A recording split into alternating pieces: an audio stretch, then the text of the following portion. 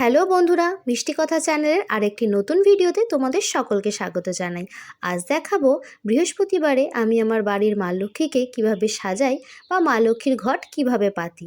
দেখো বন্ধুরা, আমি এখানে মা লক্ষ্মীর ঘট পেতেছি। ঘটে এঁকেছি স্বস্তিক চিহ্ন, যেটা খুবই শুভ চিহ্ন বলে মনে করা হয়, এবং ঘটের আশেপাশে দিয়েছি পদ্ম ফুল ও ঘটের ওপরেও আমি একটি পদ্ম ফুল দিয়েছি, যেহেতু মা লক্ষ্মীর প্রিয় ফুল হলো পদ্ম ফুল। আর ঘট পাততে আমি নিয়েছি দূর্বা, বেলপাতা, আম্রপল্লব, পান, জল ও সুপারি। জলটা হলো গঙ্গা জল। গঙ্গা জল দিয়ে আমি ঘট পেতে থাকি।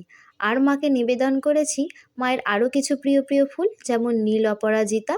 আর এই জবাগুলো হলো লক্ষ্মী জবা, তাই আমি মা লক্ষ্মীকে এই জবাগুলো নিবেদন করেছি।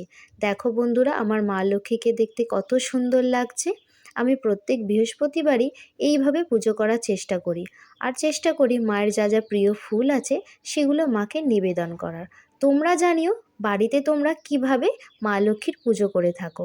আমার ভিডিওটা কেমন লাগলো প্লিজ আমাকে কমেন্টে জানিও। আজকের মতো টাটা।